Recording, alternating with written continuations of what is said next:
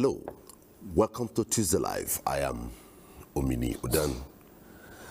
Nigeria has extended its ban on the export of raw shea nuts for another year, reinforcing its push to expand domestic processing and retain more value from one of its key agricultural commodities. The measure, effective from February 26, 2026 to February 25th, 2027, prolongs an initial 6 months moratorium introduced in August 2025, I beg your pardon. Authorities say the goal is to reposition Nigeria in higher value segments of the shea industry under the government's industrialization agenda.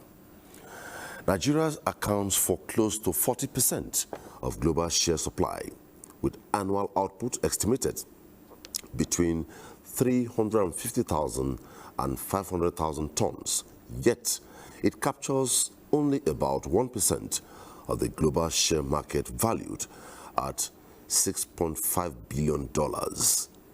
Most exports consist of raw nuts, while processed shea butter used in food, cosmetics, and pharmaceuticals can sell for 10 to 20 times more. Under the new framework, all shea exports must pass through the Nigerian Commodity Exchange. Exemptions allowing direct shipment of raw nuts have been removed. The government also plans to use the Nigeria Enterprise Support Scheme to finance new processing capacity. The policy has already affected prices. Since the initial announcement in 2025, nut prices have fallen by about 1/3 at the end of the harvest season in December. Shea nuts traded near 850 naira per kilogram. Industry groups have requested a grace period during the first suspension, citing contract losses. The government declined. Other West African producers, including Burkina Faso, Mali, Ivory Coast, and Togo, have adopted similar measures. Tonight, we shall focus on boosting local industry shea nuts ban extension. But before we get to meet our guests, let's get to see this background report put together by correspondent Musa Baba Aliu. Shea nuts processing in Nigeria largely relies on traditional local methods that leverage indigenous knowledge to extract shea butter. Women play a central role in the industry. They collect, dry, process, and often market the products. In Kodo, a rural community in Niger State rich in wild shea nut trees, women assisted by men gather and process the nuts. Mariam Aliyu, a local resident, explains that middlemen buy from them at lower prices and resell in urban centers for much higher amounts. They do better than us because they buy from us at $1 and sell at $5, she says.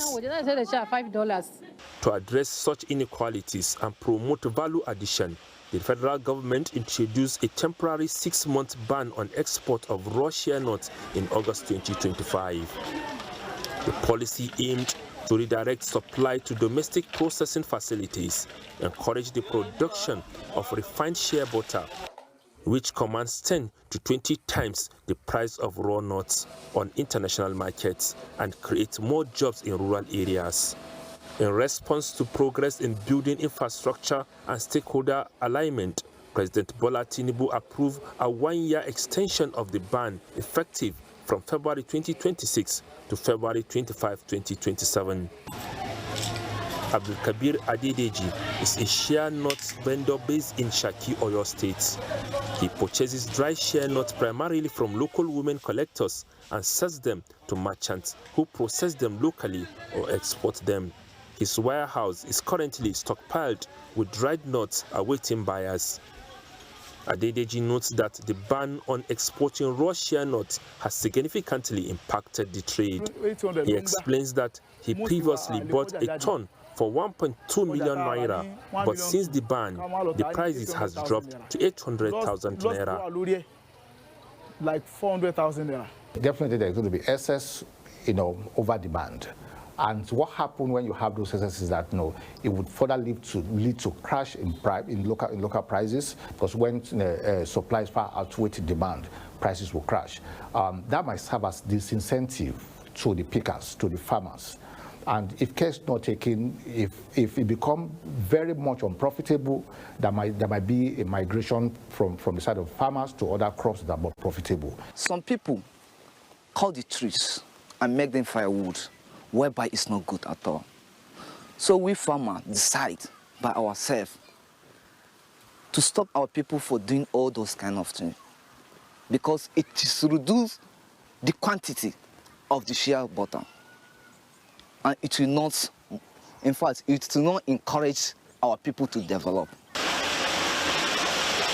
In contrast, Yusuf Nafiu Olasheyinde, a shea nut processor, welcomes the ban. He believes it eliminates competition for international buyers in a local market, allowing domestic processors better access to raw materials.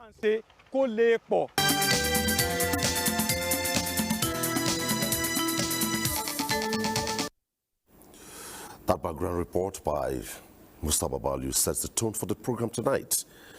Boosting local industries, shea nuts ban extended by the federal government. It's Tuesday Live. At some point, our phone lines will be open and it will be displayed on the screen. Please, if we get to you, please turn down the volume of your set and go straight to the point. You don't need to break my role. And in turning down the volume of your set, it will reduce the echo. We have a full house and we'll have a lot to engage, and I believe you'll be part of the conversation tonight. I have with me tonight Alhaji Seidu Bala, Vice President, Global Share Alliance, and Salit Agricultural Nigeria Limited. You're most welcome to the program. Thank you very much, and good evening, Nigerians. Dr. Sap Ibriekwe, Director, Agriculture and Agro-Allied Raw Materials Department, Raw Materials Research and Development Council. Good to have you on the program. Thank you, Mr. Meni. Thank you for inviting me, and good evening, Nigerians. And Mohammed Ahmed Kontogora, President, National Shea Products Association of Nigeria. Thank you very much. Good evening, Nigeria. It's a privilege to be here.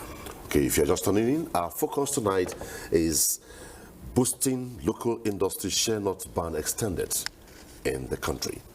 Gentlemen, quite interesting.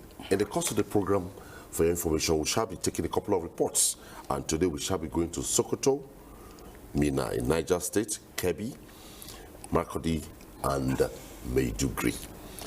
Let's begin, and let me begin with Salit Seidu Bala. What are the expected benefits of this policy pronouncement by the federal government? Thank you so much, and once again, good evening, Nigerians. As a shea nut processor and somebody that has transformed from a trader to a processor, and just launched a facility here in Nigeria, sometimes in August 2025. I think we are going to see, what we intend to see right now is a better opportunity and a better market. Now, before the ban, particularly in the last 2 years, I think it is important we note that this country has faced a lot of crises in terms of quality and price of shea nuts. And this was just because Burkina Faso, who is second to Nigeria in terms of supply of shea nuts globally, had decided to ban the export of raw shea nuts.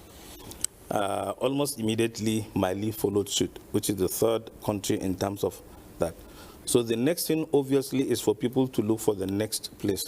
Unfortunately, for so many years, the Nigerian shea industry, because we are known for only the shea nuts, and there has been a lot of cry over our quality, which has always deprived Nigeria of its rightful position.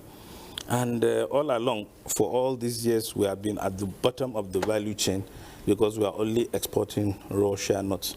I myself, in the last 12 years, I was exporting shea nuts. But the value is actually in the butter. In its raw state, the shea nuts. But the value is actually in the butter, okay, which is like a which is like a midstream when you look at the structure of the shea industry at large. So what we are going to see now, and what we as processors have begun to do, is to see that how we go back and reintroduce quality parameters to the various women cooperatives we are used to working with.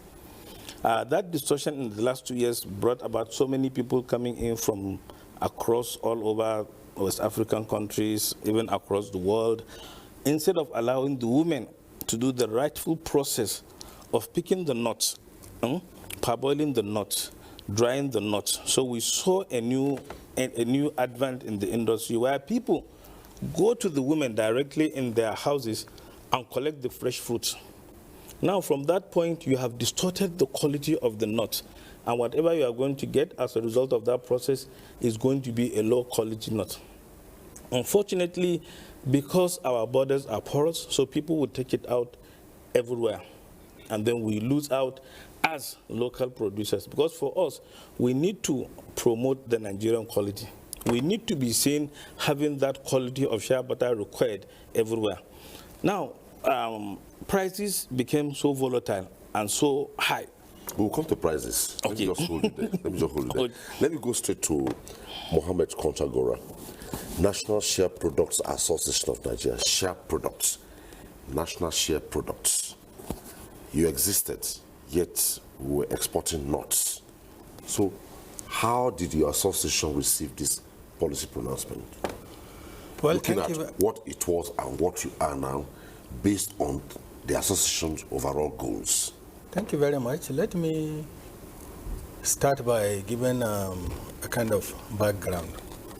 When the first ban was announced for 6 months last year, yes, there was a lot of reaction, mixed reaction, because as NASPAN, every actor across the entire value chain is our members, which means we have the pickers, we have the processors, we have the aggregators, the processors, and the marketers. So you see, you have divergent interests. Some are happy, some are not happy. However, as you rightly mentioned in your first, when I given the background, there was a request that those with valid export contracts should be allowed to export, because, like my friend has mentioned, Burkina Faso and the rest has banned. But in their own banning, they gave time. The difference between our own and Nigeria is that it started immediately. So that it was really a big shock to us. But with the recent announcement, we welcome it. Even the first one welcome it, because we believe that the best way for us to achieve our objective on the industrialization is by ensuring that we do value addition. The president meant well for this country, and we really welcome the idea. And this announcement now, we are more happy in the sense that there was time, because the season of shea nut activities start around June, July, August, September, October, sometimes to November. So it means now we have time to prepare. That's number. Number two, the president in his wisdom has mentioned that, look, where you have excesses, you can use Nigerian Commodity Exchange to export. So incidentally, we at NASPAN are already in touch with at least 3 commodity exchanges: Lagos Commodity and Future Exchange, Nigerian Commodity Exchange, Geza Commodity Exchange. All these commodity exchanges, we have gone far with them. They are listening. In fact, we are at the verge of registering our members so that they can be trading this share no service. So it's a welcome development. And then the new policy whereby the processors, especially people like Ali, they need to be well equipped, because they have to be competitive. In a situation whereby people will come into this country with the dollar, change it, and then they buy it at any rate and they export it, it doesn't augur well for us. We'll come to that. Yes. And I wanted to give a feel, because you are the president, National Shea Products Association of Nigeria, yet a quantum of this product goes out as not raw nuts. Well, so this is good news for you. It's a good news. We'll come to that. I'm happy that you said it's a welcome development. Yes. Now let me come to Raw Material Research and Development Council, and the Director, Agriculture and Agro-Allied Raw Materials Department is here with us, Dr. Sam Ebiriekwe. Is your templates on ground? is your framework on ground ready to assimilate and take this huge challenge? Because it's about what you have on ground to work with these stakeholders to ensure that this policy takes off properly and the way government wants it. Thank you very much for that good question. Fantastic question it is. Before this time, I must have to emphasize it. Raw materials has already started crying and weeping over the obvious that we are living, we have abundance raw materials, we export them as get peanuts and then re-import them, neo-colonization at higher cost. So before this time, the council, through the DG, Professor Nigerian Monso, has sponsored a bill, you know, the trending 30% bill, value addition, which states that no raw material from this soil should be exported raw without 30% value. At least. This ban is institutionalizing that. This ban is administrative. That is structural. It's aligning with it. Telling you, I already prepared before this time.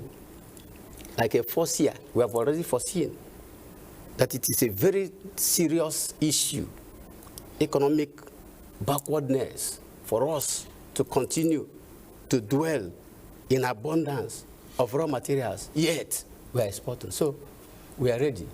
We have countries, immediately the first announcement of a ban for 6 months was pronounced by the president. We went to his factory. We said, okay, the first thing we are going to do is to do mapping.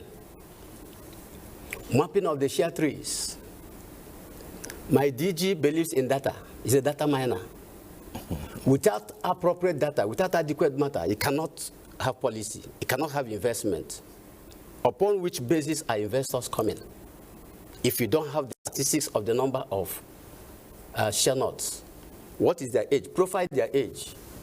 And then if you profile their age, you begin to think, how long will they stay? What is their productivity? We have begun thinking about producing improved varieties with shorter gestation so that we can feed this stock. We have started doing that. We are also, in our demonstration center, we have what we call the pilot plan projects, where we are bringing to them people, because some fear of people is that we don't have enough of takers. We have a demonstration plan center complex where we even have processing of shea into its allied derivatives, the oleic acid, the stearic acid, not only shea butter. These are the products. These are the products that makes you globally competitive. That's the product that brings value to us. When we export raw shea butter, shea nuts, we're exporting job, we're exporting value, we're exporting prosperity, we're exporting our tomorrow. So the council is already technologically, we have extensive technology incubation place where people who want to buy that technology, because if the fear is that we don't have enough processors to off-stake, we have prototypes. Well equipped, extensive, 3D, additive manufacturing. These things are in place. I've told you about data because we have to give investors enough data. For any investor to invest in anything, must have the statistics. If I go into this, will I succeed? Okay, let me stay on Mohammed Kontagora. I'm so excited.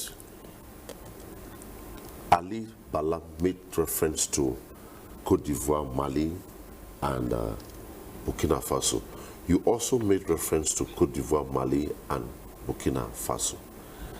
Now, you talked about Nigeria's porous borders. If their borders were allowed to be porous for this product to find its way out of Mali, Burkina Faso, and Côte d'Ivoire, the policy would not have succeeded, right?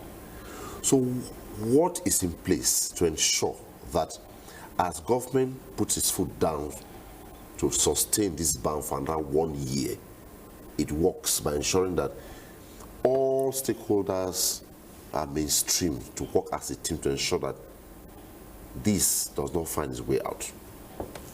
Thank you very much. I think I could recall when this ban was announced, one of the things we did was to set up 3 committees. The first committee was on the cross-border business activities. The second committee on aggregators and exporters. And then the third committee was on the women cooperatives, women at the grassroots. Only women? Yes, the people at the grassroots. Well, incidentally, most of those that does the picking, you see people like him, they are at the, after the women finish the work. Yes, most of the collectors. Yes, so the women are mainly the collectors. Now, what we found out was very interesting was that that committee discovered there were about 8 porous border that are not get out of it. But you see, the reality is this. Our situation is not peculiar to share. Now, the complete deregulation of the agric sector was the bane of agricultural development in Nigeria. Why? Because now people can take our goods through anywhere, nobody check. I give you an example. In 2022, federal government banned the buying of our commodities at farm gate by foreigners.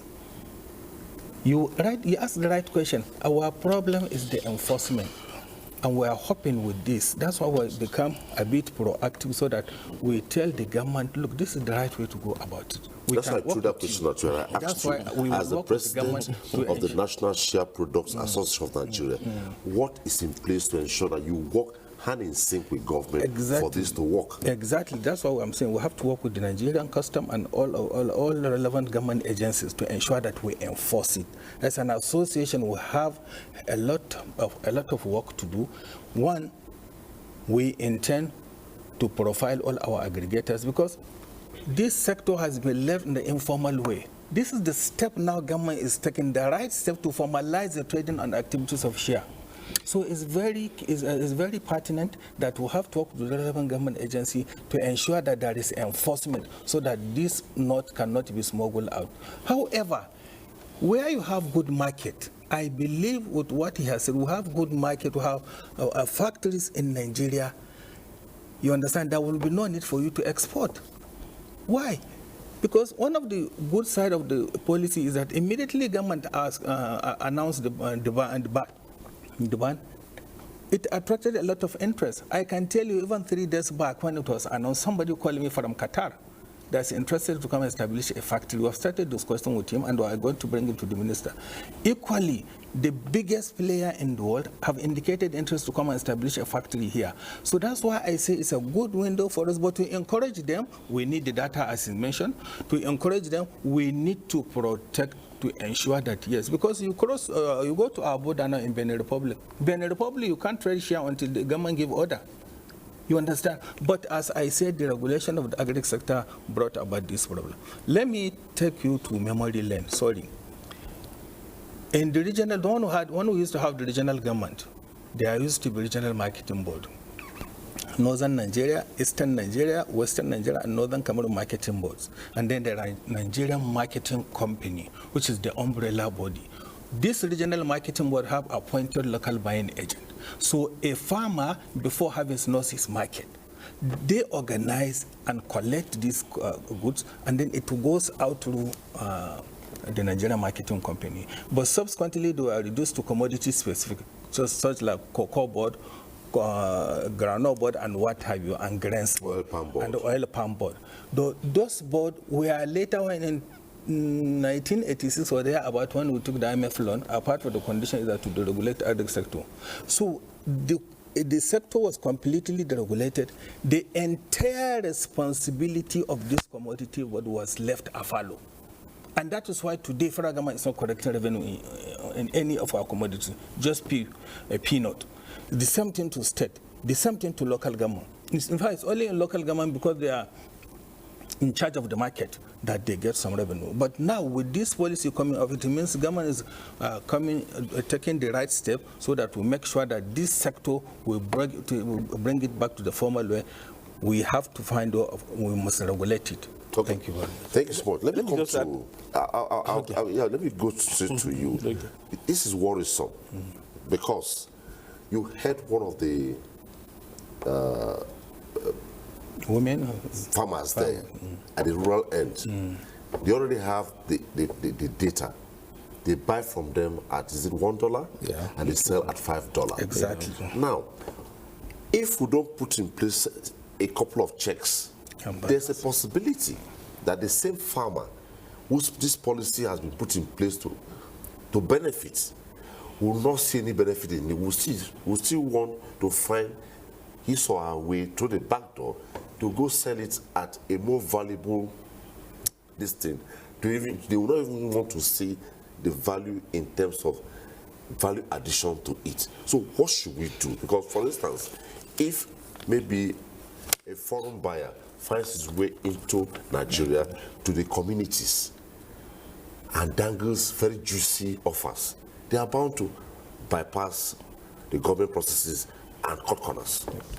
Okay, thank you. How do we check this? Yes. So before I go to that, just allow me some 2 minutes. I think let me clear some mispresentation about the share industry and the share at large.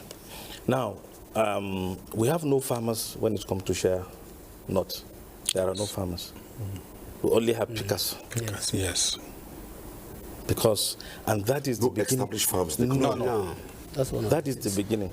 Share trees are all in the wild. They are God-given trees across the Sahel Savannah. That is why it is a wonderful tree. It is only gotten from around Senegal to the end of Nigeria. Then some path across the Sahel Savannah that went through into Chad, Cameroon, Central African Republic, some part of Uganda, and South Sudan. So these are the only places you can ever find share trees in the world, number one. So in that light, women are pickers. So it's our women, our mothers, our wives, our sisters that walk up as early as, say, 5:30 in the morning. They go in to the bush, collect the nuts on the floor. Now that is one key important indicator of getting a quality nut and quality butter.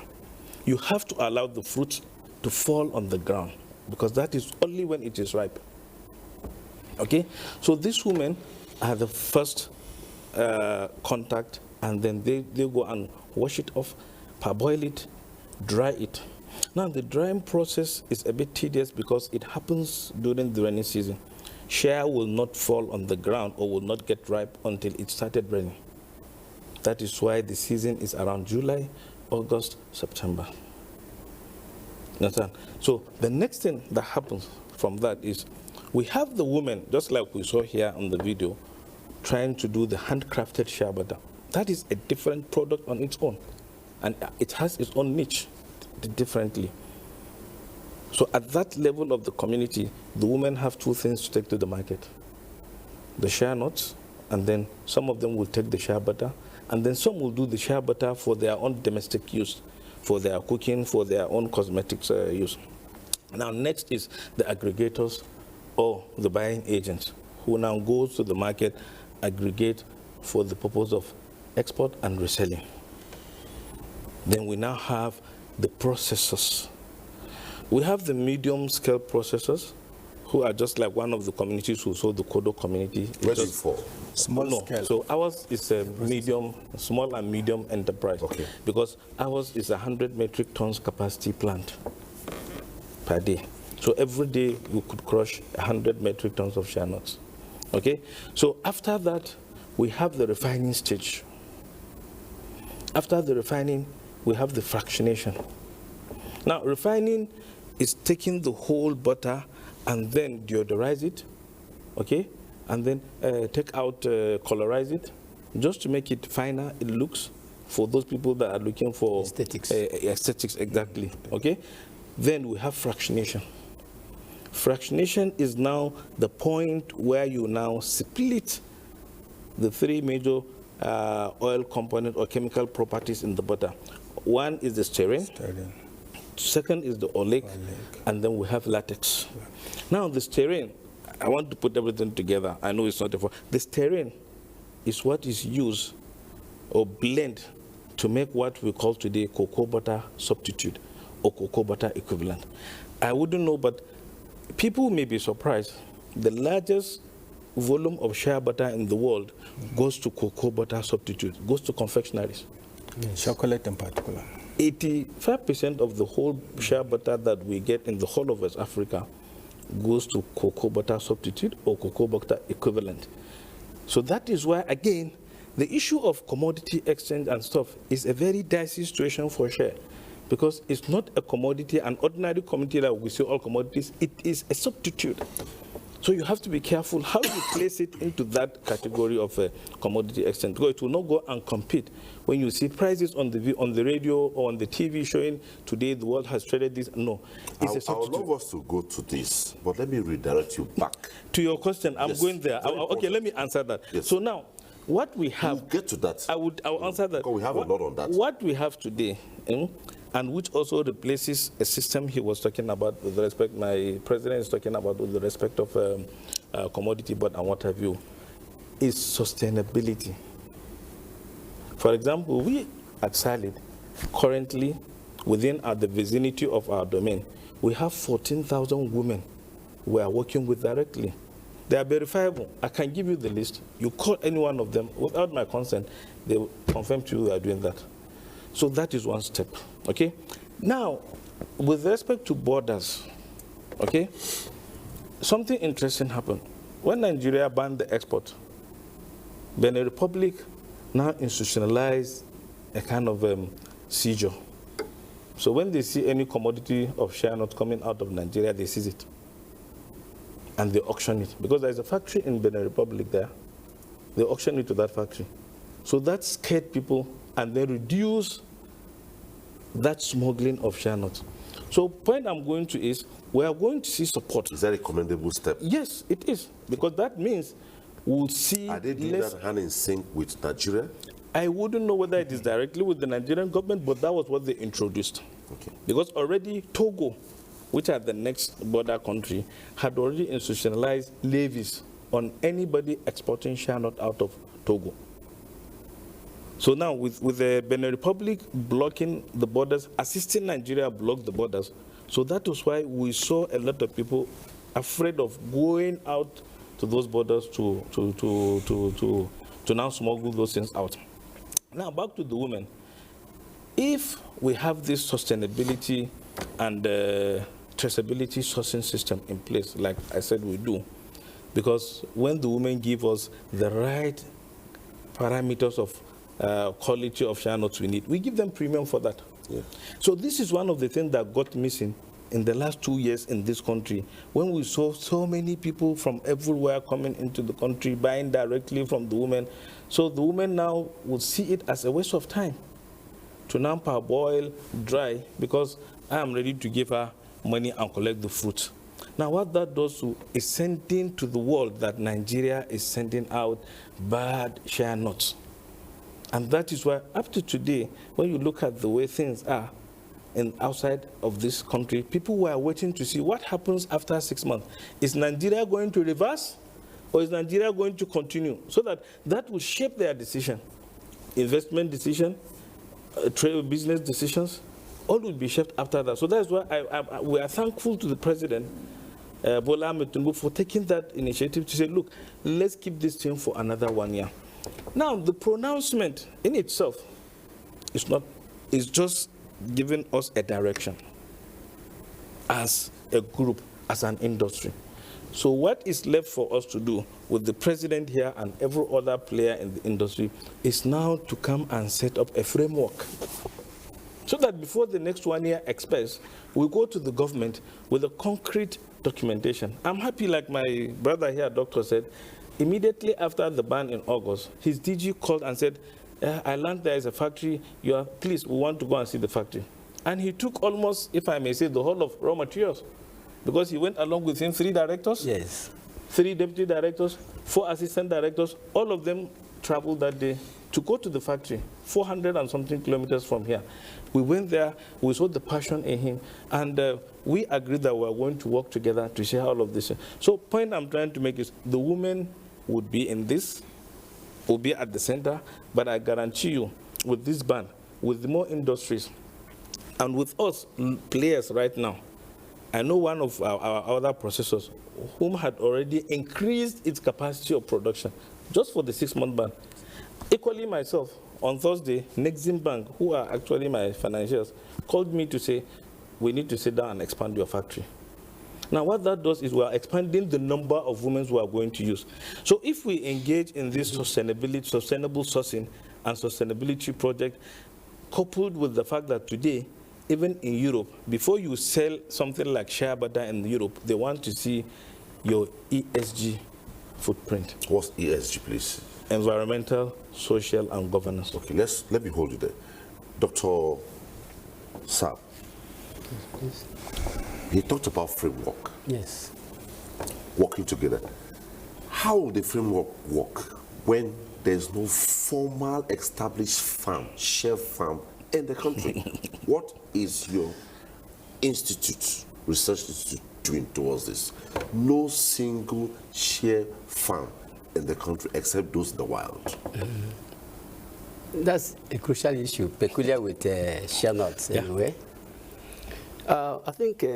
So don't we have established farms in the world? No, not yet. I mean in the world? No. Yes, no. No. Everywhere in the wild. It's in the wild. thing. But Is maybe there- I is should, there let me no come, rule let me, to establish a framework yes, to establish okay, an I'm elite coming. farm? let me say Okay, something. I'm You see, coming. okay, Yes. let me allow Doctor first, then I'll... Okay. The council is working, like I told you before. We are developing 2018 with your association. Yes. The council developed. You are there that Yes, time as I the was vice there. president. We developed a roadmap. 5-year roadmap. This roadmap is a strategic document that will show how the development will come, which will include these farms. Plantation. Yes, we have had a demonstration farm. We made a demonstration farm in Oyo, just a demonstration farm.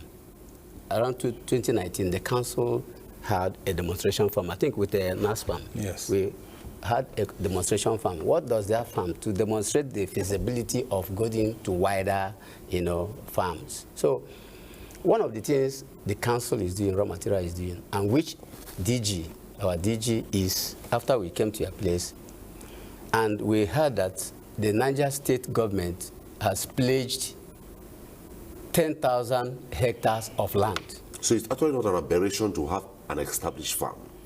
No, No. So why have you not had one all these years? Now it's because of the gestation period one. Yes. Okay. The gestation period of that share is too long. And because we are most of the times in a hurry to get money. But this time, having seen the need, and because of this policy direction, action and reaction are equal and opposite. Now, there's something that will prompt that which was not in existence. Because of this policy, a lot of ideas are coming up. How do we sustain this? Because this policy is anchored on 3 pillars. The first pillar is value addition. Value addition, which is critical. No economy, no nation develops by exporting its natural endowments raw. Developed climes in the whole world are those who are able to turn what they have into products, because these products have, like you said here, higher value. You understand? The second pillar is increased industrial growth. Like he has pointed out here. You see, he's expanding. When we came, it was 30 metric tons. 30,000 Now metric tons per annum.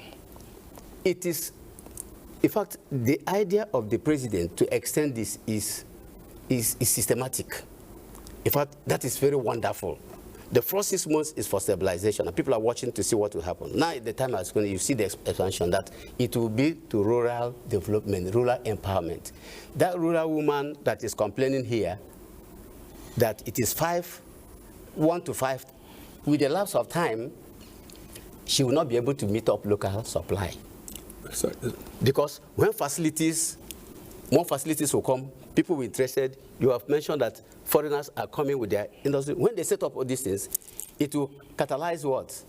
But let me just still hold you there, Doctor. Yes. I'm very curious here, Yes. very curious. Yes. Now, novel idea. Yes. I'm very happy private sector practitioners are here with you. Good. Now, within this framework, is there a deliberate plan in the roadmap to include the establishment of, not demonstration farms, Plantations. establishment of shared plantations Yes. in the country? Yes. We have to hear, just a minute, to hear that all these years, no single established share farm. Over 1,000 years. Sorry, can I say something here? Let's Because he has talked about Niger State giving us farmland. Yes. I was actually facilitated that land. It is true, government gave us land. What we launched a project we call SPEAR. SPEAR means Share Park Land Restoration and Afforestation, targeting planting 10 million shade trees in the next 10 years. We are working with NAFO, Nigerian for Oil Farm Research. Exactly. They are carrying out research. So far, they have produced new seedling that will start fruiting between 5 to 7 years. And then also feeding Forestry Research Institute of Nigeria. All of them have their research center in Niger State. In the case of feeding, it's between 3 to 4 years. Yeah. Now, in fact, the case of feeding, they even promised to give us 1 million seedlings. So we're talking to them. So there is concerted plan. And then our target is that we know we are planning for the future. These three, as is rightly pointed, they are wild. And even it is one thing about the share tree, because it is wild, no ownership. Anybody can come from any part of the world, go into any of the bush and pick. The only one you take ownership is the one in your farmland. So what we're saying now, we're going to introduce agroforestry, whereby the seedling, the share tree is growing, you can as well farm into your farmland. Now, we are starting with the first one. This particular lady that was talking in Kodo, I actually established that center as far back as 2010, and I'm happy to say that it's still functioning. Now, opposite it, we got the land from government. So we want to do the plantation, set an example, and we are hoping other producing states, we are writing like Ben, we've written to them, we've written to Kogi, we've written to Kebi, so that we can partner with them. How do we achieve that? By making sure that they give us their deforestation. Virtually all this, they have a lot of forestry, but they have been deforested. Okay, so let us. When I was talking, okay. I mentioned. Are you concluding? Yes. Okay. I mentioned agroforestry, which with Share Alliance. Yeah. We have already. Agroforestry is a system where you know, because people are saying it will take farm, they mix it with other crops that will help them. So the raw material as it stands now is trying to make arrangement with 21 states, trying to collaborate to expand the cultivation of improved varieties of these shea trees. Okay, I'm excited now. Now, within the ambit of sustainable forest management, yes, I know that if you keep taking out without regenerating, yes, we lose. Exactly. Now, Nigeria has so much prospects within the shea not valued chain. Yes. Now, I'm happy that there are a lot of steps, but when we come back, we are going to take a couple of reports now. When we come back, we'll have to explore and interrogate the narrative. Because if government says this is the policy, we are banning the export of this nut henceforth for the next 1 year. And there's an established fact here that there's no established plantation. And we keep taking from the wild.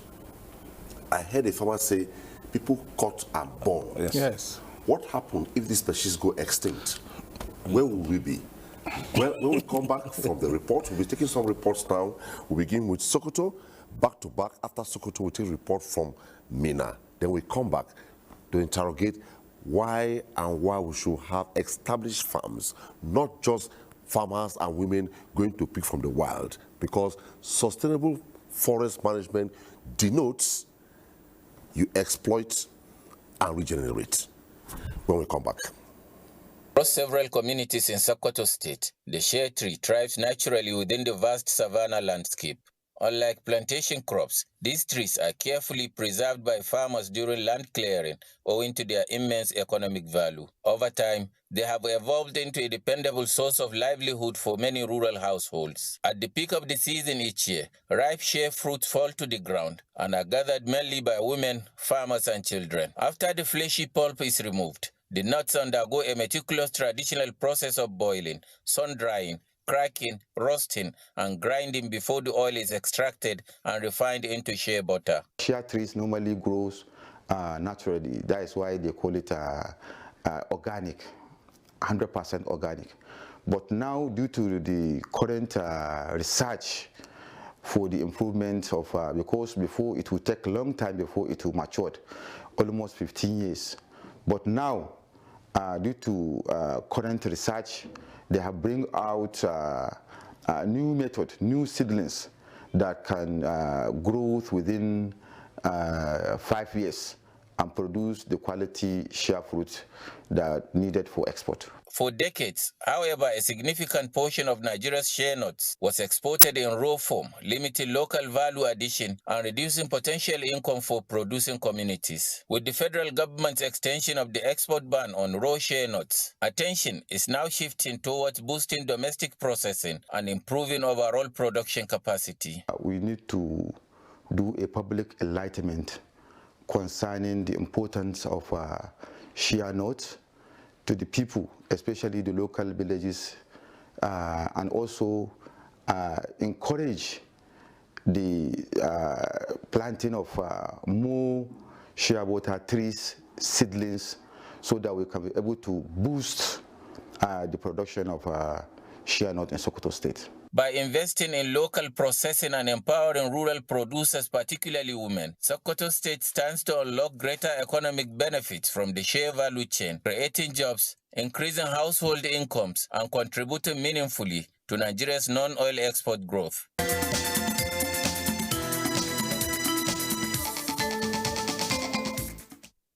Niger State has the largest collection of wild shea nut trees in Nigeria, providing income for rural communities across the value chain.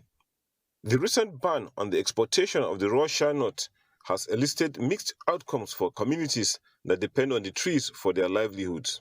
Farmers are not happy with that development because I'm speaking for farmers. They are not happy in the sense that they have gathered this shea nuts for export. They don't have facility to process it in the country. Particularly in Niger State here, I think we have only few processing plant for shea nut, which is not enough. We have one in Kodo, we have one in Kudu, Makwa local government, and we have one in Kacha. Only few, they are not enough. Farmers have this product, they want to sell and add value, but they don't have the facility to do that. For more than a decade, Bama Baba Suleiman, as an entrepreneur in Mina, has been adding value to shea nuts to produce oils, creams, and soaps. He welcomes the export ban, but believes more needs to be done to develop the industry. For me, beyond government banning the exportation of this shea butter or the shea nuts, government should also go a step ahead by patronizing and encouraging the local companies that are adding value to this, because it is only through that their capacity can expand, and then they will be able to absorb this and then even compete with their peers outside the country. Stakeholders opine that government should also enforce the law banning the felling of shea trees, which have been threatened by activities of charcoal producers.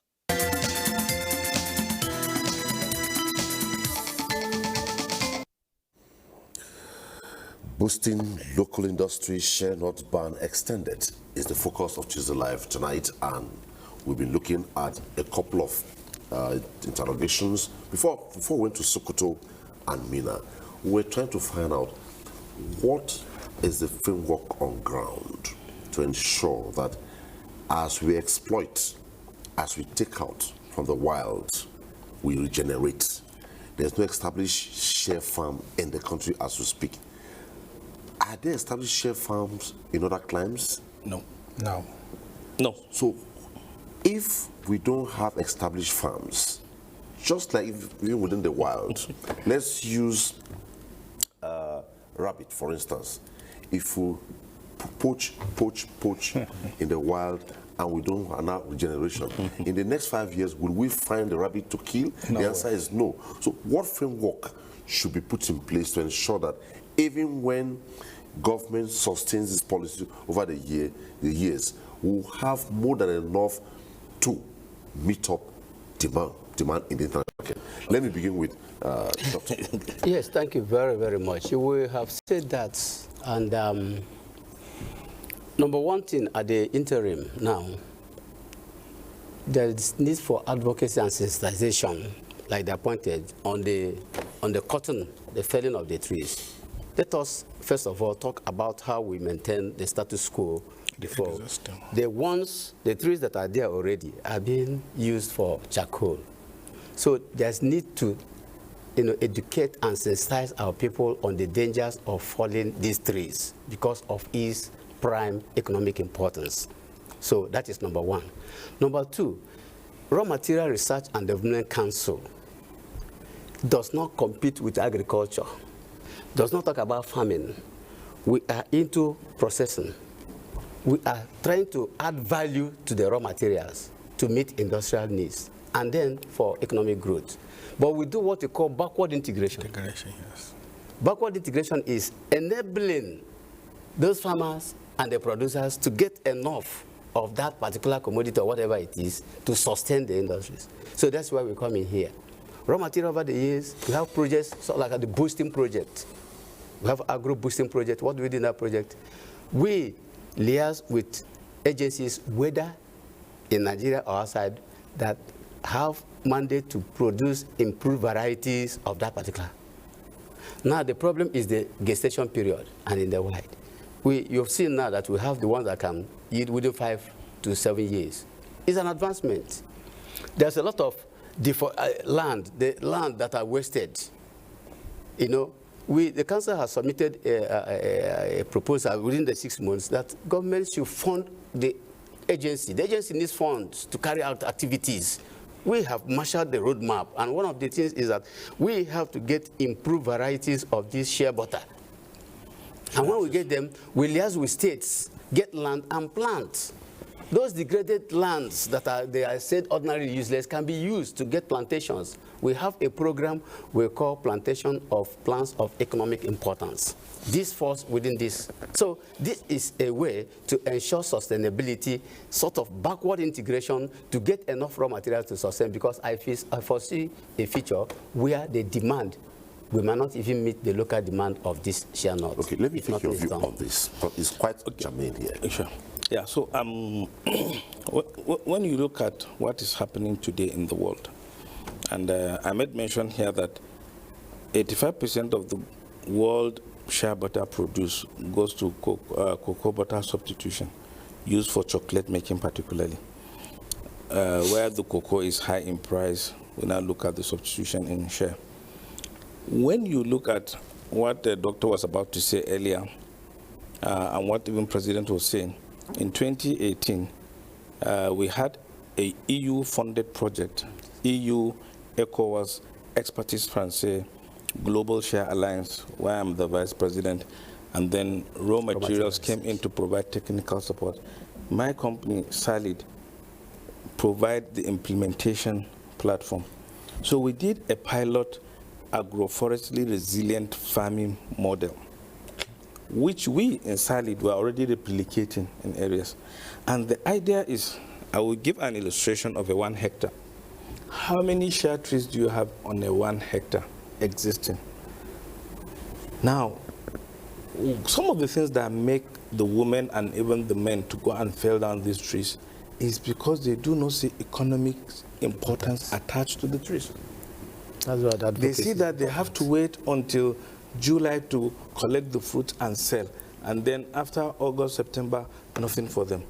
Then if the women do the shea butter, take to the market, nothing for them. So it means what happens in the remaining 8-9 months. Okay. So that model now seeks to introduce to people, don't tamper with the trees, but let us teach you how to use the space therein. Share is a deeply rooted share tree system. It's a perennial. Go down. It doesn't care about what happens on the surface. So come and plant your corns. Come and plant your soybeans. Come and plant your granite. Come and plant your beans. Come and plant your cassava. Come and plant your yam on that space. Okay? So you see, I'm multiplying their income earning. Now, another thing that has been missing, which a lot of people are not giving attention to, are bees. Pollination is equally needed. Even the share trees require pollination for the fruit. So we taught them how to do apiculture, how to raise bees. Then by the side, on the corner, we tell them, put some vegetable, domestic use the vegetable, okra, leaves, and whatever. So take them for your own home use, and then take the rest to the market. Then the boundary of that 1 hectare, plant some, how do you call it, oranges and whatever you, pawpaw and the rest. Economic trees. So what we did in that model, it was on a cooperative setting, and we said, under the cooperative, take these things to the market, sell, put the money in the cooperative. What you have to use in your house is account for it. So the idea now is we are protecting the trees. We are domesticating the trees. Because when you want to protect the trees, or rather when you want to look at deforestation like you mentioned, and which is a huge concern today, first you need to devise a way. And one of the ways is, how do you make people own up and accept the trees? That's what advocacy. As economic. And that was what we started. So they would now hold on to those trees. They will not cut down those trees. If you go to around Benue State, and even in Niger State, nobody will come and cut down a mango tree. You will fight him. Because he has seen value instantly. So that was the kind of concept we put to them. So now, protect the tree and domesticate it. Own up. Have the tree. See the tree as your baby. Okay? Then plant new trees. We in Salid, from 2019 to date, we have planted 1,000 trees across the communities and even within our factory, just to demonstrate to people. And interestingly, in this country, NIFO has the mandate of regenerating share trees. So when we talk of framework, please, I'm extending my conversation. When we talk of framework... You're not extending, you're within it. Okay. When we look at the framework is all-encompassing. And I said it when the ban was institutionalized, we need to bring everyone to the table. The research institutions, development banks, institutions, okay, ministries, departments. Let everybody come to the table, and then we develop a framework that would bring about all that is needed.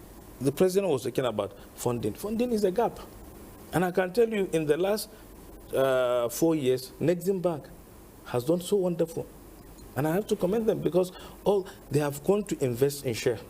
When I went to Nexim Bank in 2016, they didn't understand what I was talking about.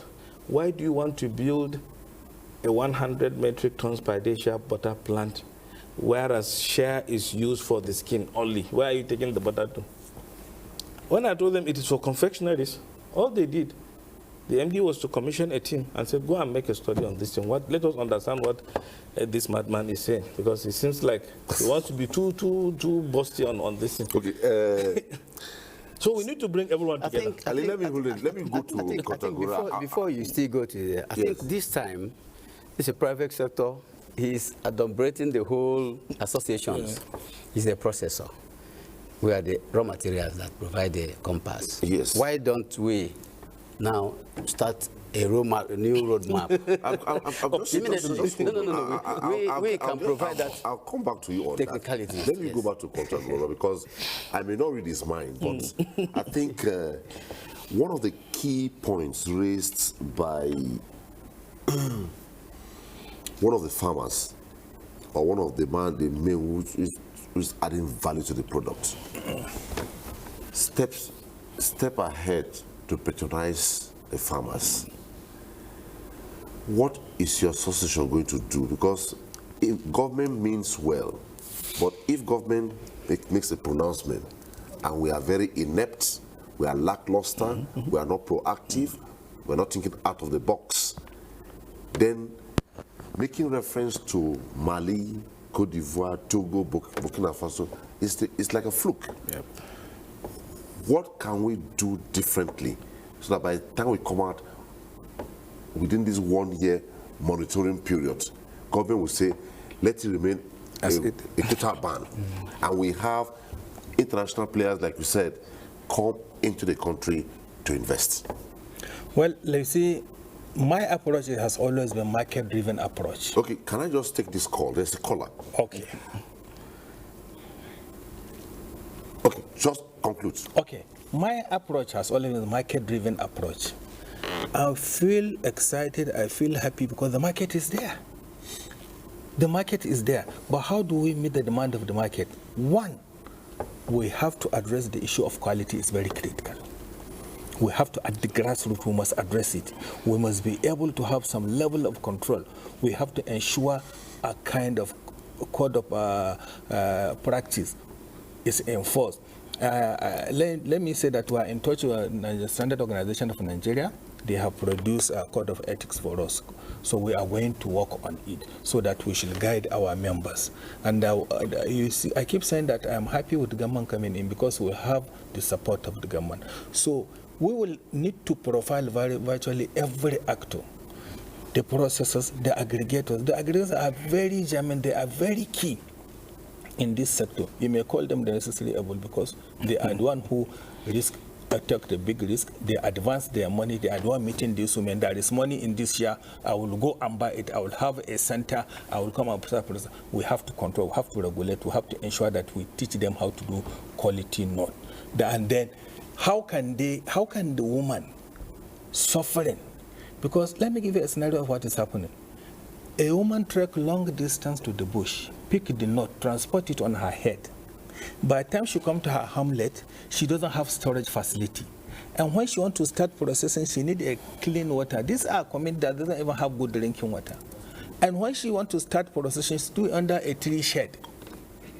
How do we ensure? That is why when he is saying some people goes in, give the women money to collect the fruit, because it is labor intensive. So it is easier for the women to sell it that way, which of course lead to bad quality because the aggregator doesn't even know how to process it to get quality note.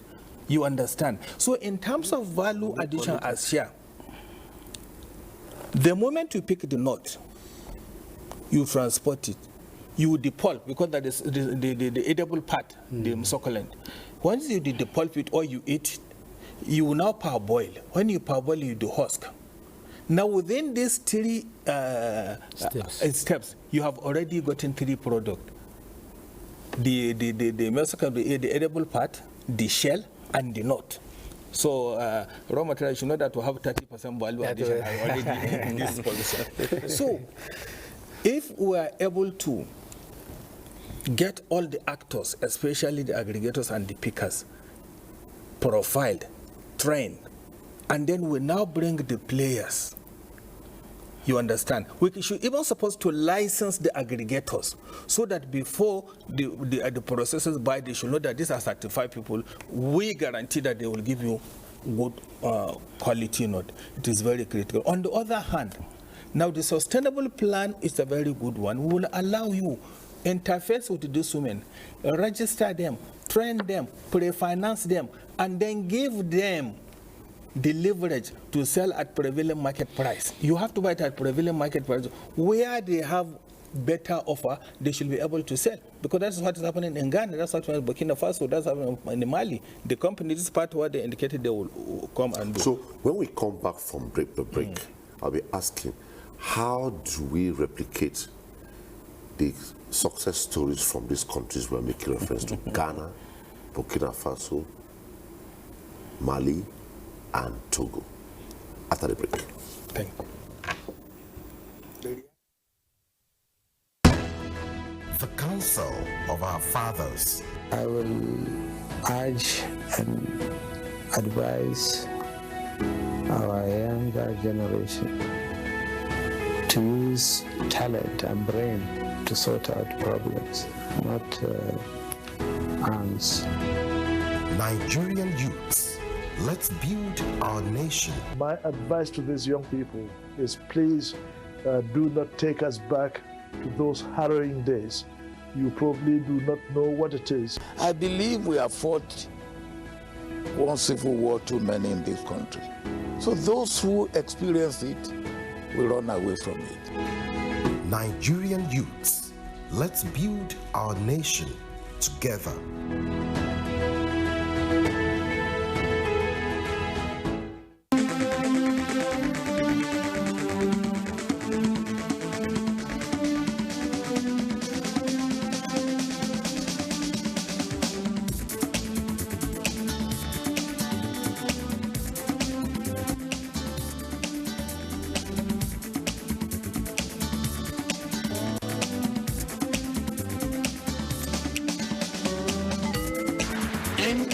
Tuesday Live, a network issue-oriented innovation talk show. And tonight we are looking at boosting local industry, share nuts ban extended. Our phone lines are already on the screen. You can call in.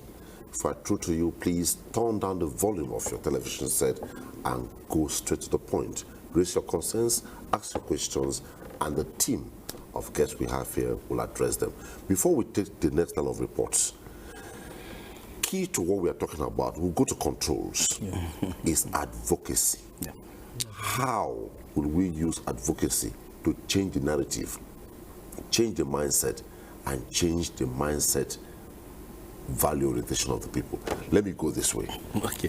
So I think advocacy for us as industrialists, okay, we need that support from the government. And on our part, like I said, we had taken the steps by saying that we go directly to the communities, get the communities engaged, and train them, okay?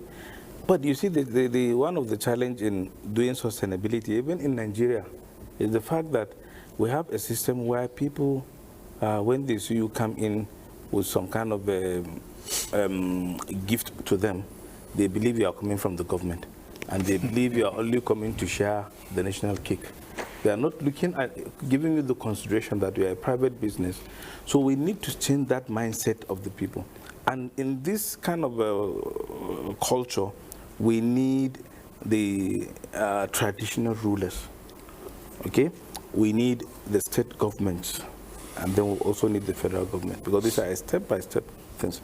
But on our own part, we keep doing that, because we believe today, if I go to Europe, I want to sell my shea butter, somebody would ask me, can you show us the traceability of your butter? Can you tell us the responsible sourcing? Can you tell us about fair trade? So the concern about, after training the women, we have to pay them the right price. That is even the reason why we give them premium on that. So all these things need someone to let them understand. Because when we are saying it to them, it's as if we are going in there to manipulate them. But if you have institutions like even the raw materials, like the association itself, because the association in this regards has even more role to play. Yes. Because it is the umbrella body of the entire value chain of the share industry. So they have a greater role to play. But we as industrialists, we are ready at any time to work with them, to work with the government, to see how these our concerns are being addressed through the means of advocacy. And let me close with this. You know, when I said holistic approach to the share industry, I mean all-encompassing. Even advocacy would have to come in. Because that is when you also address the issue of bad quality nuts. That is when you also address the issue of smuggling. That is even when you put in people this idea of Nigeria. Okay, let's take our first caller tonight. I hear Hassan is calling, I think, from Abuja, right? Hassan calling from, hello, Hassan.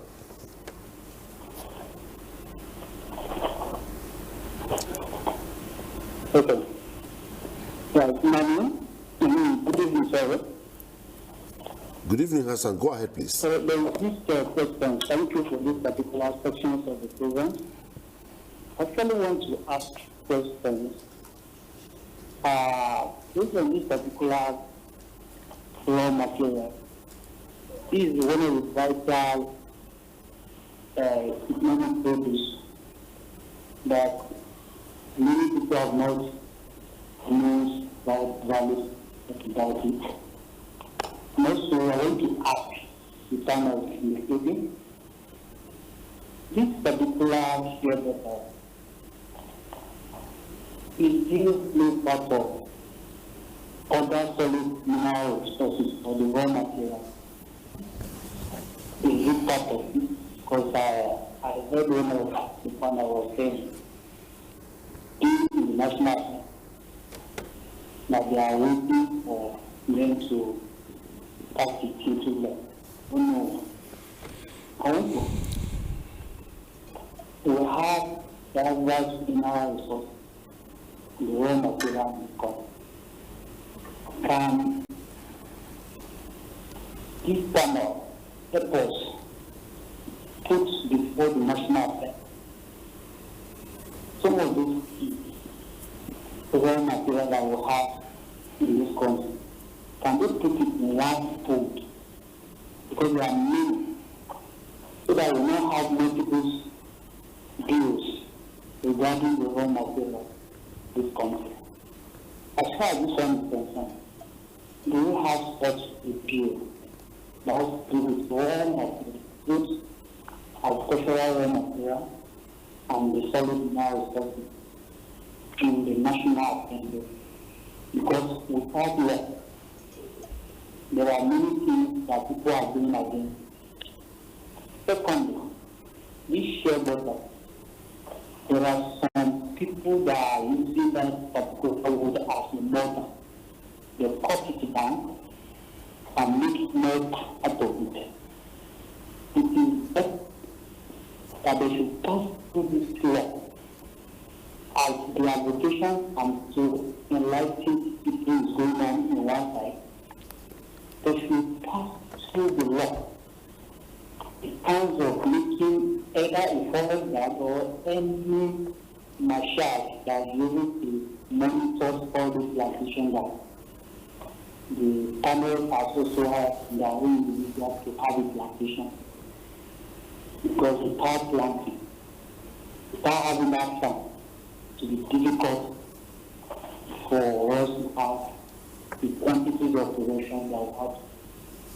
And also to pass through the media, to enlighten more people through the media, so that they'll be able to have knowledge about this economic importance of sheep. Thank you very much. Thank you so much, Hassan. Hassan called from Abuja.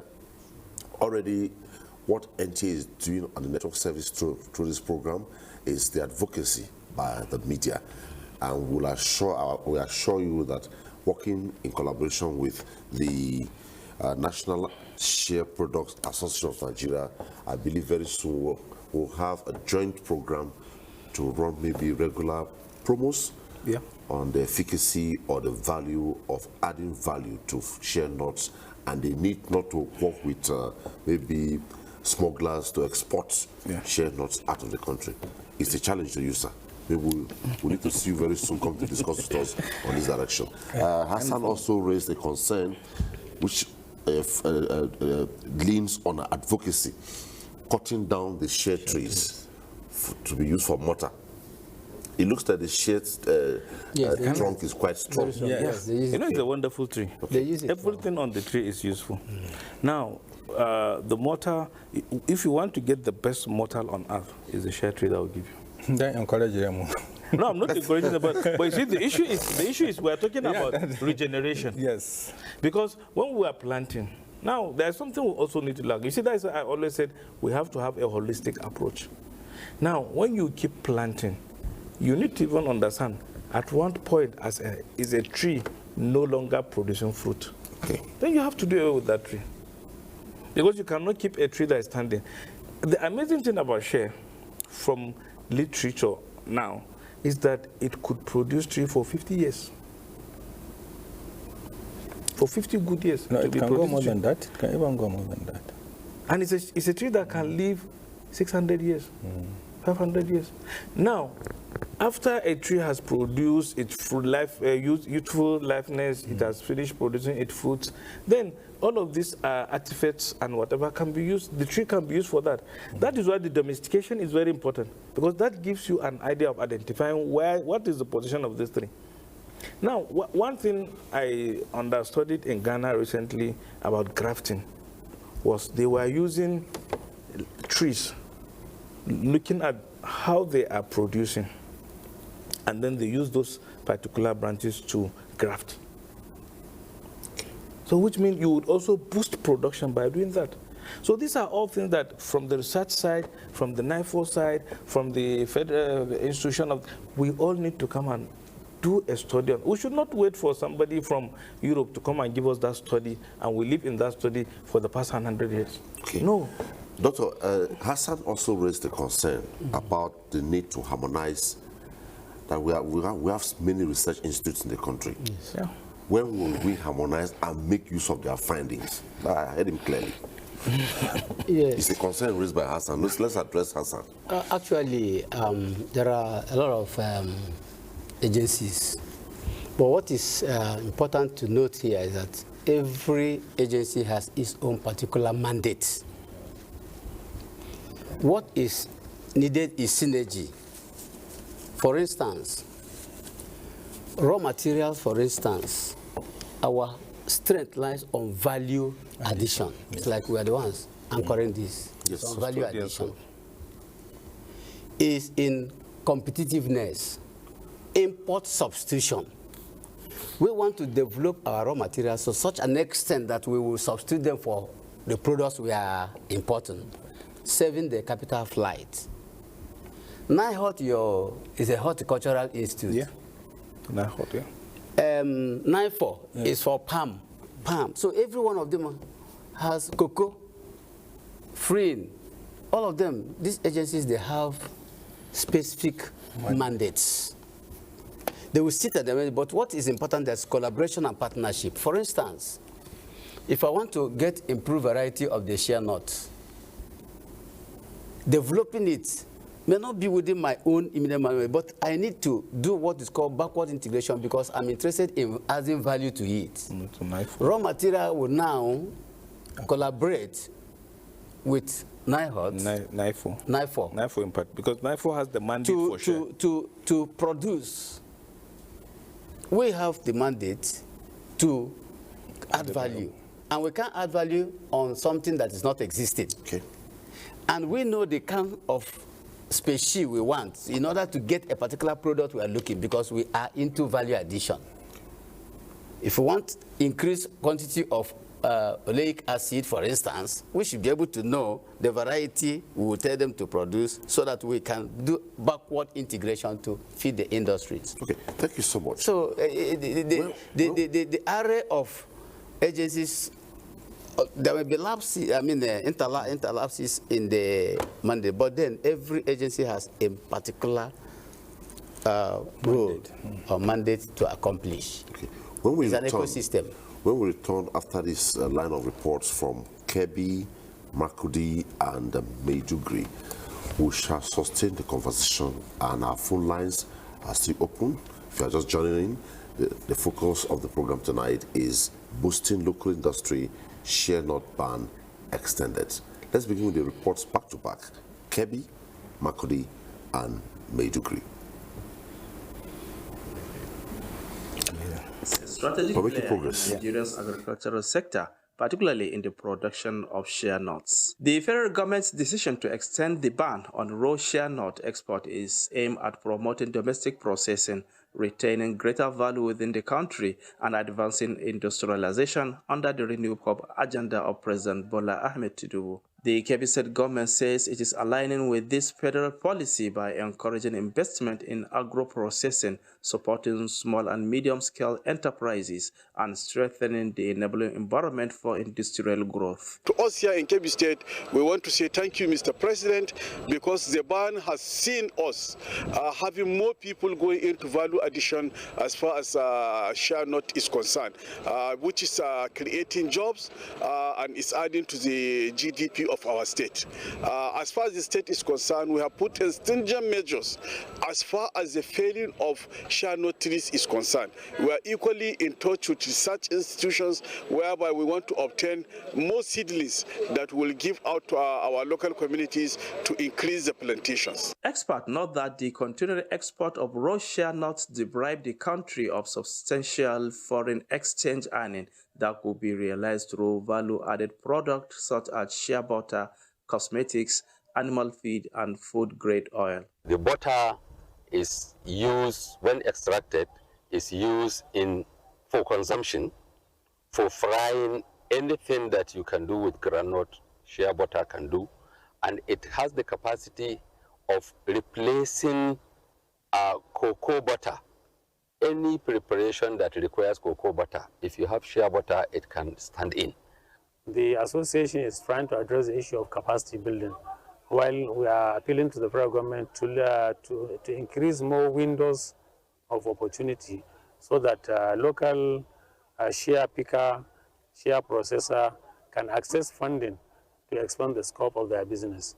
Stakeholders further emphasized the need for stable power supply, modern processing equipment, improved infrastructure, and accessible financing to fully maximize the opportunities created by the export ban. For communities in Kebbi State, the extension of the raw shea nut export ban represents more than a policy directive. It represents an opportunity to strengthen local industry, increase household income, and drive sustainable economic development.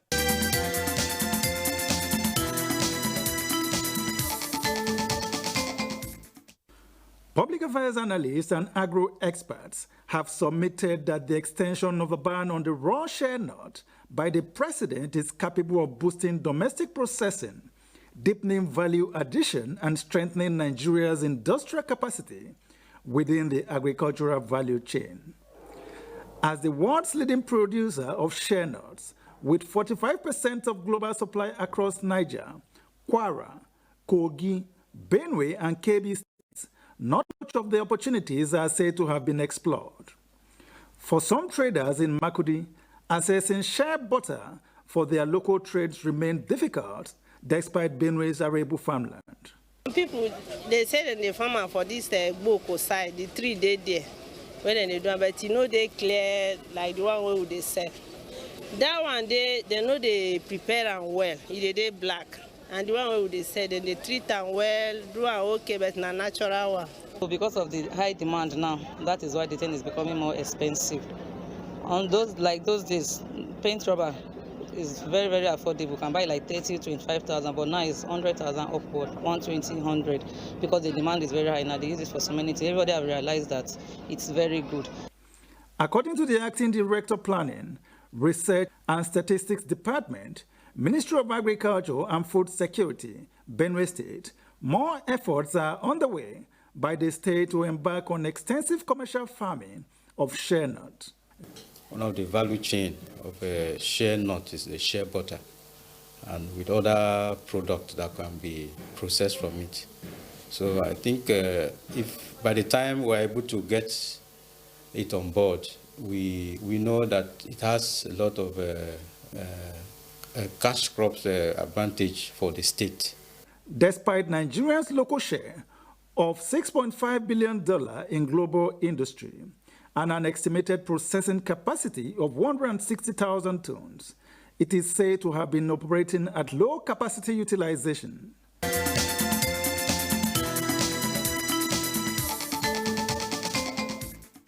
Although Borno is not among the highest producers of shea nuts due to its geographical location, parts of southern Borno fall within Nigeria's shea belt, a region known for wild shea trees and cross-border agricultural trade. However, over a decade of insurgency has severely disrupted activities in these areas, restricted access to forested communities, has limited harvesting, slowed down trade, and brought much of the shea nut businesses to a standstill. Despite these setbacks, stakeholders say the extension of the export ban presents a fresh opportunity. With raw shea nuts no longer permitted for export without processing, attention is now shifting toward establishing local processing facilities. Experts believed the policy could stimulate investment in shea processing plants, refining and packaging centers within the state, creating employment opportunities, and reviving rural economies affected by conflicts. If we said that we will only export the nut, it's not healthy for Nigerian government. But if we are to process it, If we are to also grow it, process it, and export it, it will add more value for Nigeria. It will bring a lot of income to Nigeria, rather than just exporting the raw nut. It's a very good initiative, actually, not just shea butter, things like coffee, many things that are exported in raw form and imported back into the country. We lose, the Naira devaluates. The farmers don't get appreciated value on their produce, because when you look at it, it's just like the cocoa thing in Ghana. When you take a raw form of something, export it, and then bring back the finished produce, the industries there gain, the staff, the employment there gains, and then we lose because we are importing with dollar, which is very high against the Naira now. They add that value addition through local processing will not only increase internally generated revenue, but also reduce exploitation by middlemen, empower women who dominate the share value chain, and strengthen cross-border trade competitiveness. Beyond trade, analysts described the policy as a strategic component of post-insurgency economic recovery, with agriculture playing a central role in stabilization efforts. The shea nut export ban extension is seen as more than a regulatory measure, but a pathway to rural industrialization, sustainable livelihoods, and long-term economic growth in Borno State.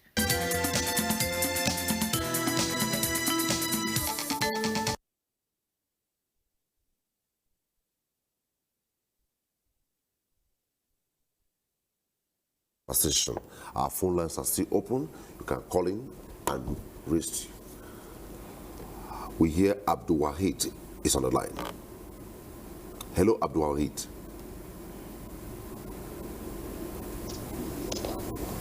Yeah, thank you. Good evening. Good evening. Go ahead, please. Good evening. We can hear you. Go ahead. Good evening. Can I speak? We can hear you. Go ahead, please. We have lost. Okay, we lost that I'm call. talking about this share butter. I think the major issue we have with this share butter is just the same thing with the other agricultural crops. You see?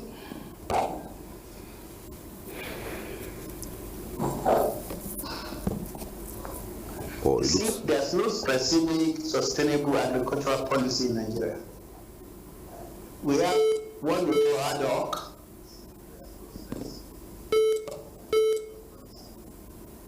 So these ad hoc, they might bring GS.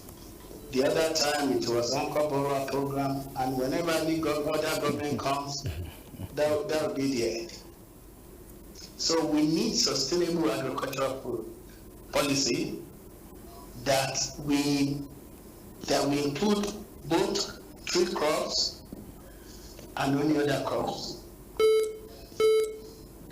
that we spell out all the value chain, research, finance, until when we read there, the way it was done in the First Republic, although that one was regional issue, we won't get any agricultural issue solved in Nigeria.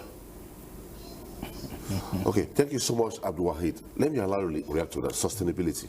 Well, now, let me just narrate. You understood this is the reaction? Abdul Wahid reaction? Yes. He's talking about sustainability. He is talking about sustainability. Let's look at this policy now. If it has passed now, how do we sustain it over time? Well, if it is being led, if it's going to be a private sector led, with the support of the government, I think it will be sustained. It is fair. Let government allow the private sector drive the economy. Let the private sector drive this sector. Now, recently, we have a company that approached us to say that, look, we want to work with women at the grassroots, the producing women. We want to give them facility, a kind of production line that using solar, completely renewable energy. And then we give them at discounted rate so that as they produce the butter, we buy from them. And that way they will offset the loan. It's going to be a loan not free. And I can tell you, I have just installed 23 communities in Niger State, completely using renewable energy solar. They don't need to worry about light. Now, this kind of approach, which we have as a private sector led, we only ask government for little support here and there. We've established it, very soon we're going to commission it. But above all, you see, when Ali was talking, he talks about his experience with the women at the grassroots. When you go, they see you not as a private sector. When you come with something, they see, okay, this is government thing. The biggest challenge, one of the biggest challenges we have in this country is taking ownership. I give an example. While I was in DG in Niger State, we have a process. That process is one, we do community identification, sensitization, group formation, quality improvement training, and then provision of infrastructure because access to market. We hear this and that caller, Abacha, is calling from Abuja. Hello, Abacha. Bishop, on the program, we are having a problem in the northeast, more especially where I come from Taraba State, Jalingo. We are a terrain area, riverine area, but we don't plan all this, what people are talking about. That's why I don't want people to collaborate with the state governors so that all this will be implemented in our area. Thank you very much. That is my contribution. Thank you so much. I hope you can address that. Okay, yes, thank you very much. It may interest you to know that I have personally met with your governor, and we started discussion. We sent a proposal to him. I personally met him in Abuja, and he said he's going to invite us very soon. But most importantly, to know that we have an active chapter of NASFAN in Taraba State.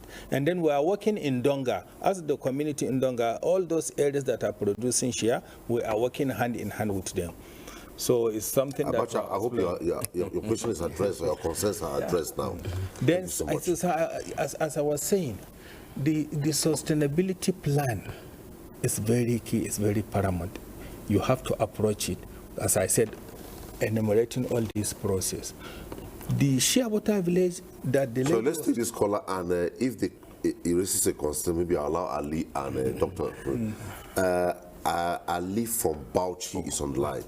Hello, Ali. Mohammed Abik. Mohammed from Bauchi is on the line. Ahmed, please. Hello, Ahmed.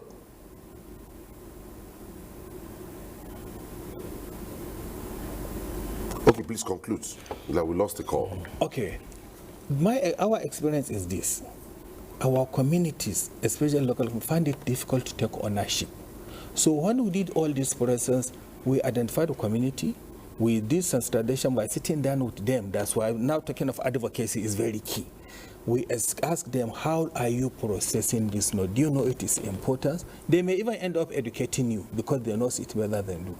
And then group formation. Are you in group? Are you cooperative or not? If not, encourage them to register. Then you now train them on quality improvement. You do training side by side. Well, because one of the major challenges you have is that method of processing note differs from one community to another. So there are different methods. What we succeeded in doing is developing a uniform method that we encourage them to be doing. So that community, after training them, we got support to establish a processing center for them. Now, what happened was that this is a community that in a year they hardly do more than... You conclude. 10 tons. Ayo from Ilorin is on the line. Tayo. Hello, Tayo.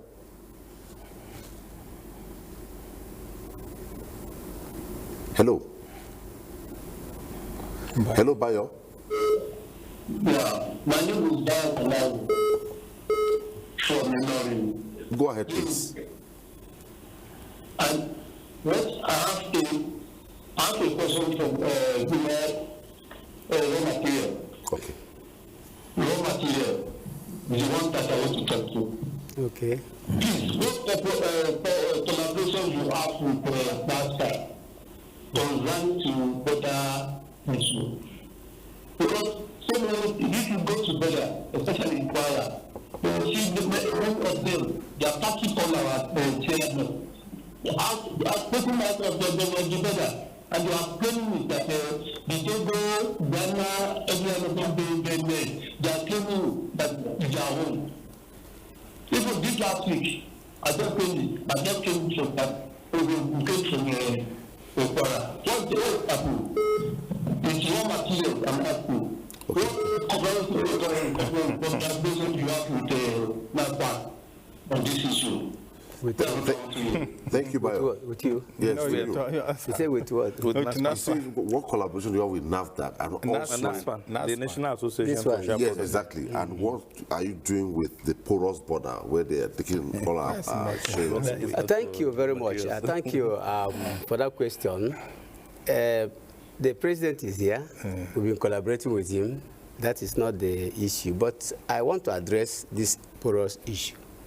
You see, the first caller mentioned policy somersault. Yes. That's what is the guarantee that this policy will outlive this government?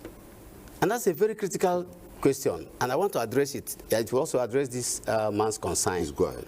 The fact is that raw material has seen this, and that is why the council has come up with the 30% value addition bill. That will no longer be a policy, but will be a law. Okay. The bill is with the president now for assent. It has passed through the necessary formulation, and it's with the president for assent. Immediately the president assents it, Nigeria will take a total different 360 dimension. The reason is because law is enforceable. It becomes a law. So when you place a law, if it's not a law, you can't enforce certain things. But when it becomes a bill, it becomes a law, national law, that has penalties for anybody that fouls it. When raw material is able to get, and I am asking Nigerians to back up that, support that bill, because it's for everybody. Is this value addition? The value addition we're talking about, share butter, is a granddaughter to this bill. Immediately the bill is put in place, it's not only share trees or share nuts. It's for every raw material. These foreigners coming to take our raw materials in different forms will automatically stop, because the law will be there, and the provisions of the law will be there, and culprits will be brought to book. And that will stop government coming, getting good policies, government going away with that policy. When it becomes a law, it will outlive every government and become a way or a pattern. Okay, we just hope the next caller is the on Richard calling from here, Ibadan, right? All right, okay, it's calling from all right. Richard, you're on, please. Hello, Richard. It looks we lost. We lost that call.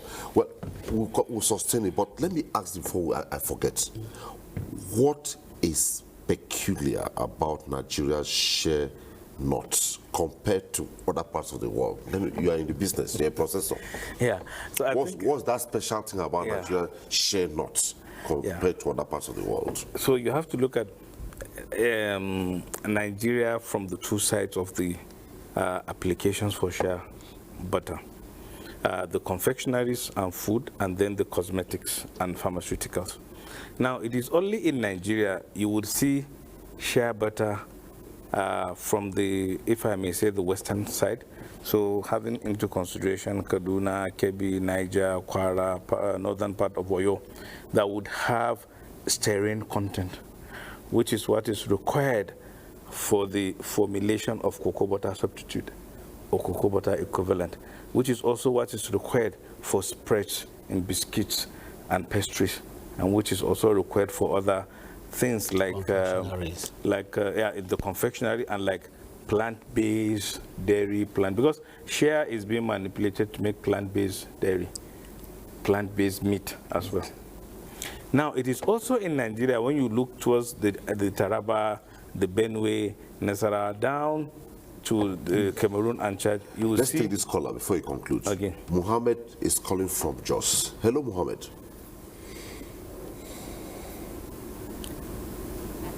Hello, Mohammed. You're on. Go ahead, please. Yes, okay. My question is that... Yes, my question is that where are they even banned? Where are they banned the shea butter? The shea butter. Who bans shea butter? Where are they banned it? I want to know.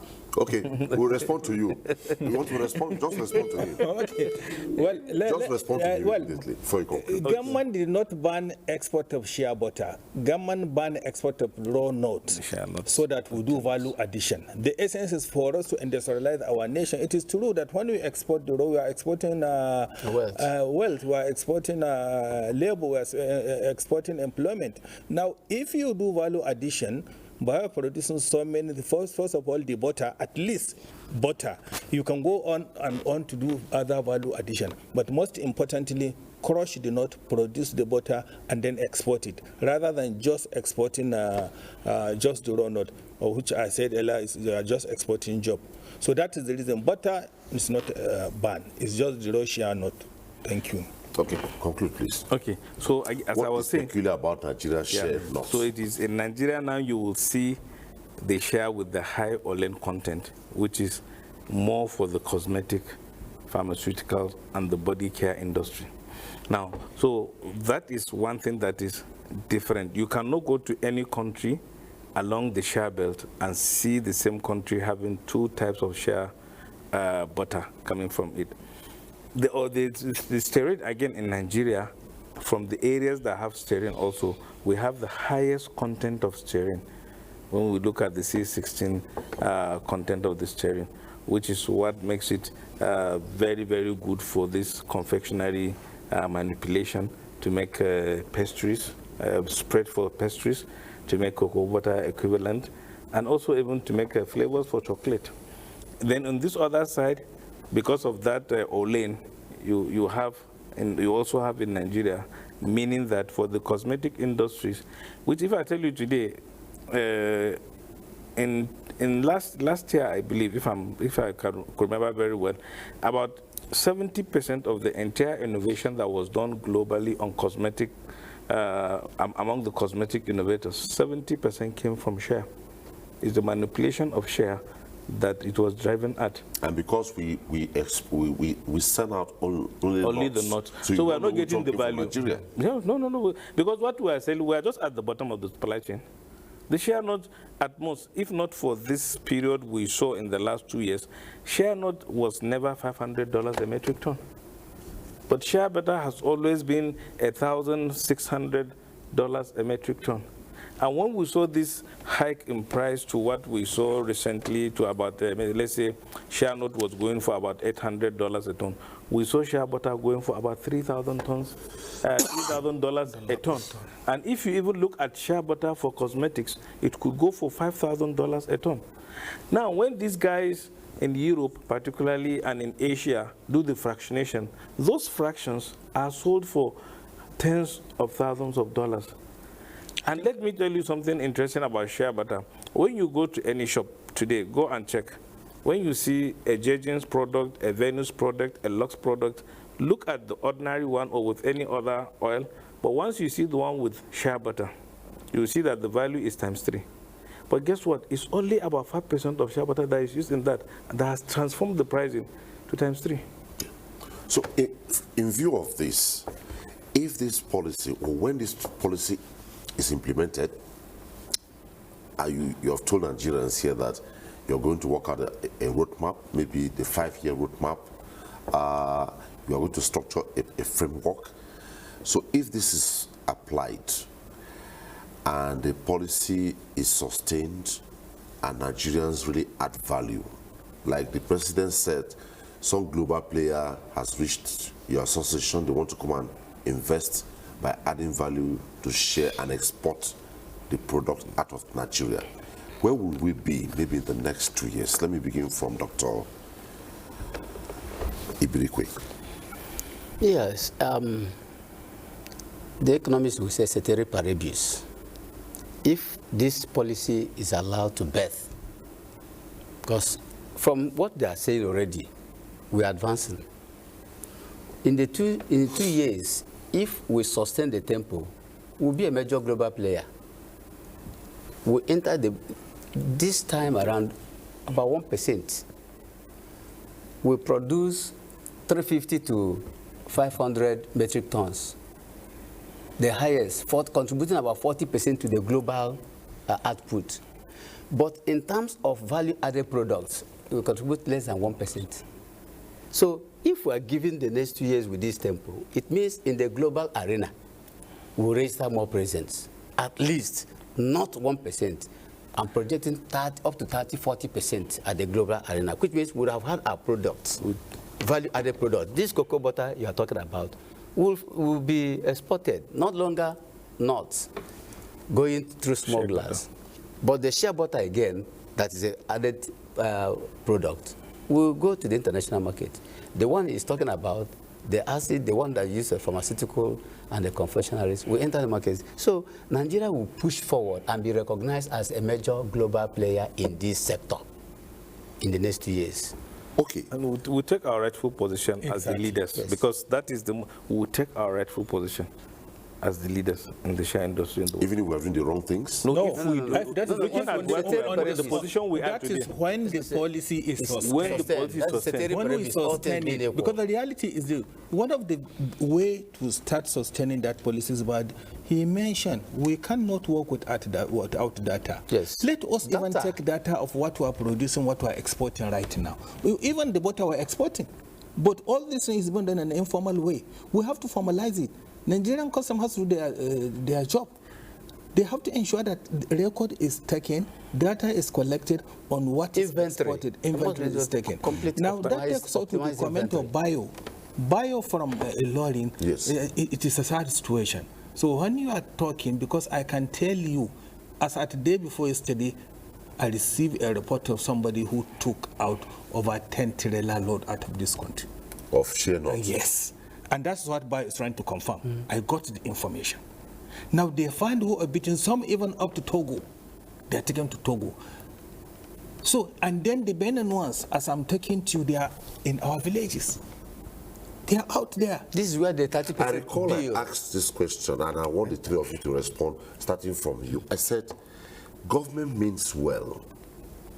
At the point of implementation, at what point will the stakeholders, talking about the key players, security agencies, the associations, the processors, the pickers, all that, to come in, sit and mainstream, strategize, and come up with a strategic structure on how to check? Because if government says we are putting a ban to this, we are all discussing here, making reference to our neighboring African countries, how they have become a success story. Is it that Nigeria does not want to become a success story? So let me you see, Mr. President Bola Ahmed have already given us a direction. During the pronouncing, he did mention that Prime Minister of Investment, President Food and Security Coordinating, you sit down and mainstream all this. Now, we, as the private sector, who are the drivers of the sector, we have no option rather than to work with them.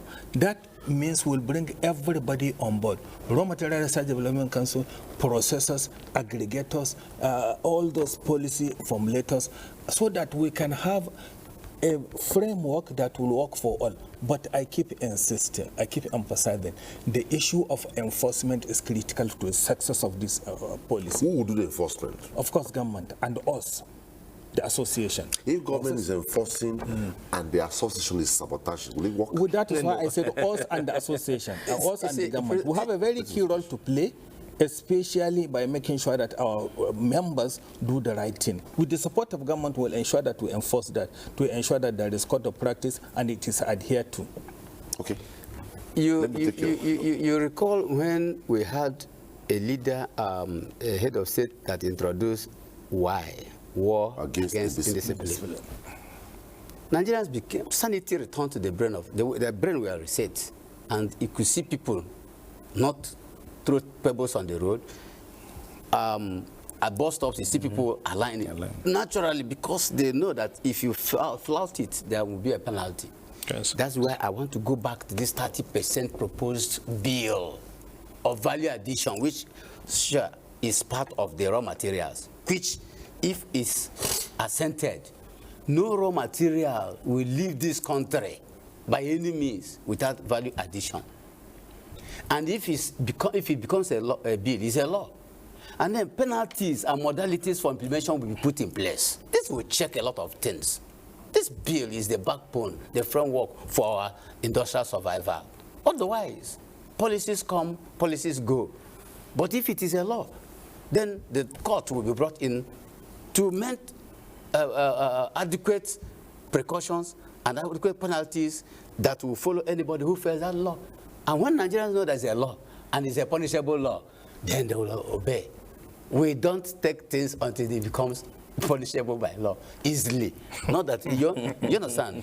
Because I don't know, we have that attitude, but when it becomes a law, that's why we are strongly advocating for the assenting of this bill to a law. And then, because the framework and everything for its implementation have been prepared by the Council of Raw Materials, and immediately this law, then we bring all these people, and the government gives the law. And if we flout it, let the Benue, let the Benin man, let the Ghana man, let him connive with anybody and do it. The person will see that he will land in jail, and they will stop it automatically. Otherwise, they will also beat this system.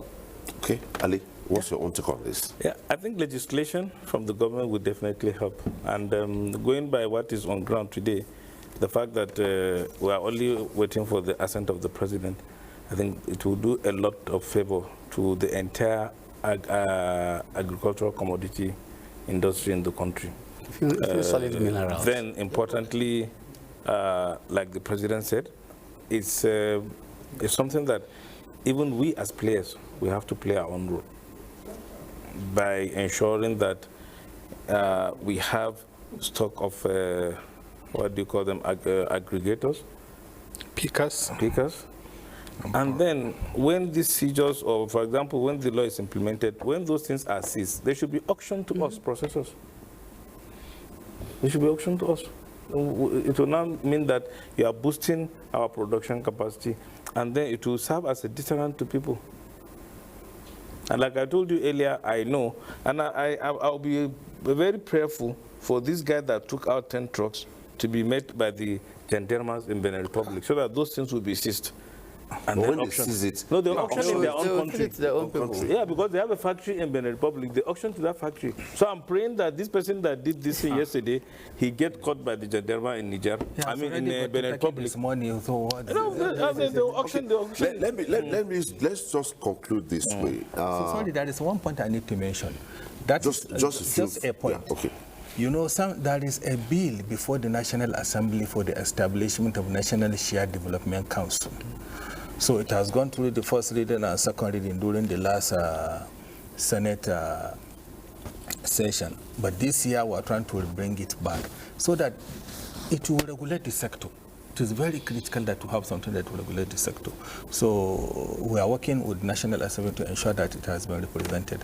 Thank you. Thank you so much, gentlemen. It was nice having this very robust engagement with you. We also thank our callers from all over the country who have raised concerns and asked very, very germane questions regarding the government policy on boosting local industry share not ban extended in the Federal Republic of Nigeria. I had with me tonight Ali Dubala. He's of the Salid Agriculture Nigeria Limited, Vice President, Global Share Alliance. It was nice having you on the program. Thank you so much. Also from the Raw Materials Research and Development Council, we had the Director, Agriculture and Agro-Allied Raw Materials Department, Director Dr. Sap Ebriekwe. Thank you so much. Thank you very much, my pleasure. Program. Yes. And indeed, the President of the National Share Products Association of Nigeria, NASPAN, Mohammed Ahmed Kontogora. It was nice having you on the program. Thank you very much. We dwelled on boosting local industry share not ban extended. And the guests have said, if this policy sustains, in 2 years, Nigeria will be somewhere in the global space with share products dotting the landscape in the world. Thanks for your time, and on behalf of all of us, thanks for watching. Bye-bye.